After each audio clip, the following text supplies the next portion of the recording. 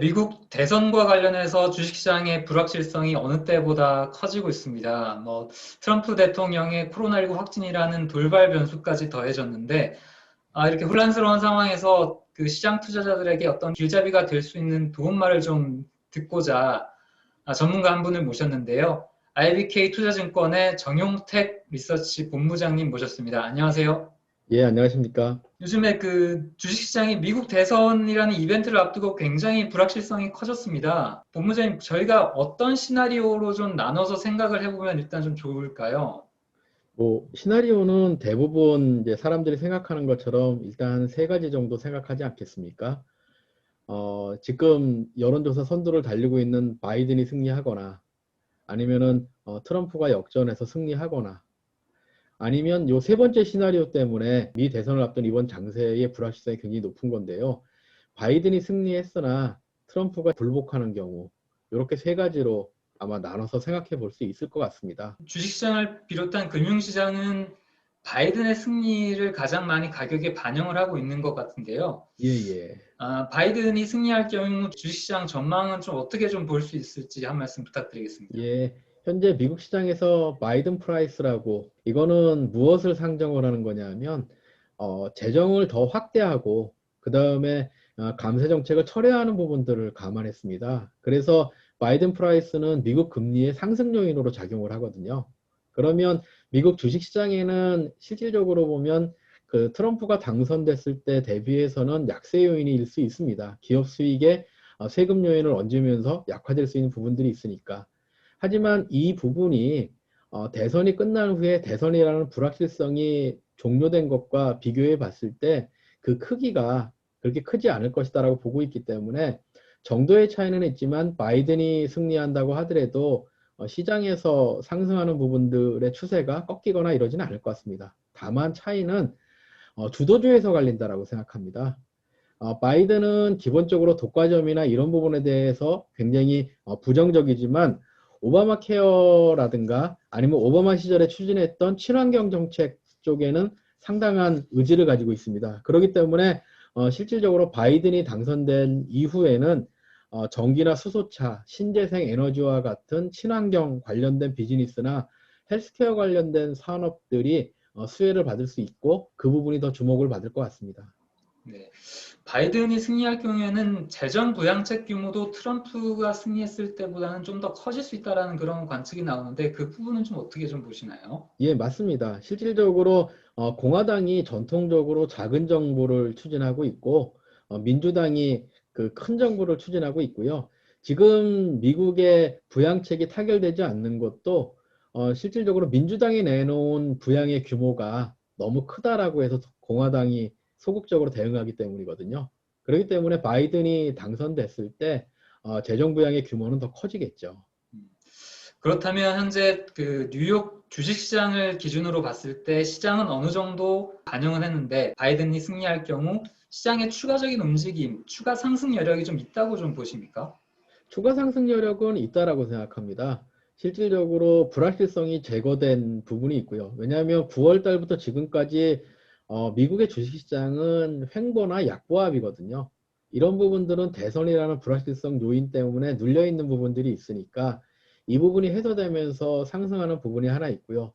대선과 연관되어 있을 수도 있고 아닐 수도 있겠지만 백신이 승인됩니다.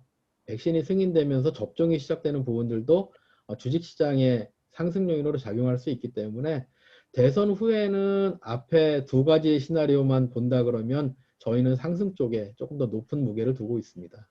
네, 그러면 상승 그 폭은 좀 어느 정도 좀 여지를 좀 보고 계신지요? 상승폭은 여기서 조금 갈릴 것 같아요. 그리고 이 폭은 사실 예측하기가 어렵습니다. 왜냐하면 전통적인 밸류에이션 방법으로 보면 미국 주식시장은 지금도 과열이거든요. 근데 유동성이 줄지 않고 앞서 말씀드린 불확실성 요인이 줄어든다라고 보면 뭐 시장에서 얘기하는 것처럼 뭐 S&P 기준으로 3,000포인트 뭐 이전 부분들로 갈 수 있는 길은 열린다라고 생각을 하죠. 네.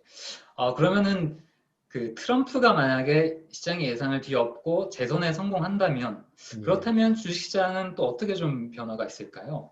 사실은 상승폭 자체는 이게 제일 큰 시나리오일 가능성이 높습니다. 어쨌든 이 사람이 공언한 대로 감세의 폭이 더 커지거든요. 그리고 트럼프 주라고 얘기될 수 있는 부분들이 빅테크 기업들입니다. 그리고 이 빅테크 기업들이 지수에 미치는 영향력이 훨씬 크거든요. 단기적으로 상승폭은 바이든보다는 트럼프가 됐을 때의 상승폭이 훨씬 더 커질 가능성이 조금 더 높지 않나라고 보고 있지만 내년 이후의 상황은 조금 다른 거죠.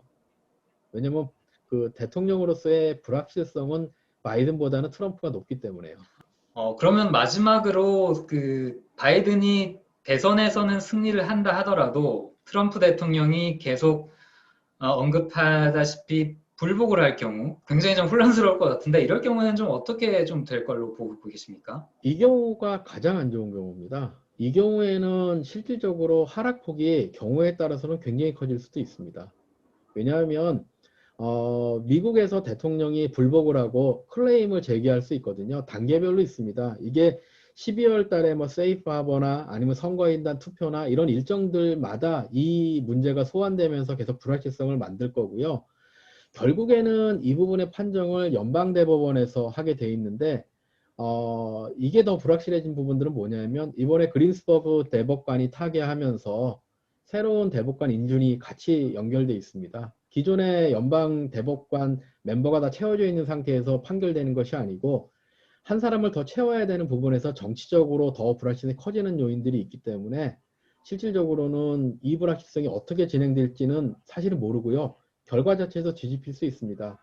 근데 이 판결이 언제까지 나오느냐? 내년 3월 가야 나오거든요. 내년 2월이나 3월까지 이 불확실성을 그대로 끌고 간다라고 보면 그리고 동절기에 뭐 백신이 접종되기 시작한다고 하더라도 코로나가 재확산되는 위험이 커지는 시기에 이 불확실성을 같이 안게 된다라고 생각해 보면 시장은 상당한 불확실성에 노출될 수 있다라고 보고 있기 때문에 올해 연말 장세는 굉장히 힘들어질 수도 있겠다라는 생각을 합니다. 네, 뭔가 그럴 경우에는 급 반락과 급 반등이 굉장히 좀 수시로 뒤바뀌는 그런 혼란스러운 장세가 될 것이다. 그런 말씀이신 예, 거죠? 기본적으로 급반등과 급반락이 거듭되면서 그 평균선은 아래로 내려가는 형태의 장이 되는 거니까 투자자 입장에서는 굉장히 괴로운 장이 될 수도 있습니다. 네. 그럴 경우를 대비해서 투자자들에게 좀 전해 드릴 수 있는 팁이나 조언 같은 게 뭐 어떤 게 좀 있을까요? 실질적으로 보면 이제 투자라는 것은 확률의 게임이지 않습니까? 확률의 게임이니까 가장 중요한 것은 그 무리한 투자를 지양해야 된다라는 겁니다. 지금 보면 우리나라 시장에서도 보면 그 부채를 이용한 투자들이 굉장히 많아지고 있거든요. 네. 이런 부분들은 시간과의 싸움입니다. 아까 얘기 드린 미 대선의 불확실성도 결국에는 내년 3월 넘어가면 해소되는 거거든요. 네. 그럼 그때까지를 견딜 수 있느냐에 대한 부분들이니까 결국 부채를 이용한 투자는 리스크가 너무 큰 거고요. 그 네. 다음에 두 번째는 뭐 자산을 분산하는 방법도 있을 수 있겠지만 가장 원칙적으로 보면 펀더멘탈한 투자입니다. 네. 특히 어떤 경우에도 지금 뉴딜로 상정돼 있는 뭐 친환경이라든가 아니면 대체 에너지라든가 이런 성장주에 대한 투자는 어쩌면 이렇게 하락했을 때 그 가격이 조정됐을 때 그 투자의 적기가 맞을 수도 있기 때문에 이런 부분들을 감안한 투자, 즉 펀더멘탈을 감안해서 장기적인 시각을 가지고 있고 자금을 그 급하게 쓰는 자금을 지양하는 투자의 패턴이 연말에서 내년 연초로 넘어갈 때는 우리가 가져야 될 자세가 아닐까라고 생각합니다. 그러면은 그 4분기 주식시장 전망에 대해서도 좀 간단하게 좀 여쭤볼게요. 뭐 예. 미국 시장이나 한국 시장이나 공통적으로도 적용이 될 수 있을 것 같은데 뭐 일각에서는 이런 얘기도 나옵니다. 뭐 글로벌 증시가 지금까지는 성장주 위주였다면 이제는 가치주 주도로 전환이 될 것이다. 뭐 이런 얘기도 있고 방금 말씀해 주셨다시피 유동성 장세에서 뭐 펀더멘털 장세로 이제 진화할 것이다. 이런 전망도 있고 한데 본부장님께서 보시기에 연말 주식시장 좀 어떻게 좀 보고 계십니까? 연말 주식시장은 현 시점에서는 앞서 미 대선에서 얘기 드린 것처럼 불확실성이 굉장히 높을 것 같고요. 그렇기 때문에 연말에 대비하는 장세는 연말에 단기에 맞춰지는 것이 아니라 내년 이후에 그 환경을 반영해야 된다라고 생각을 합니다.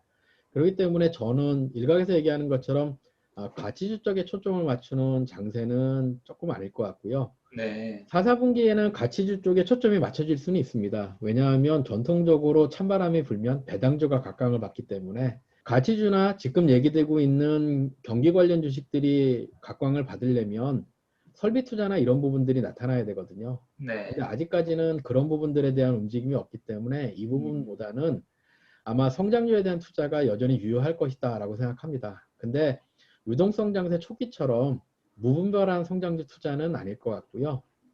조기에 현금화될 수 있는 구체성이 있는 투자들, 이런 부분들로 종목이 선별되는 형태의 성장주 투자가 더 메인을 형성하지 않을까라고 생각하고 있습니다.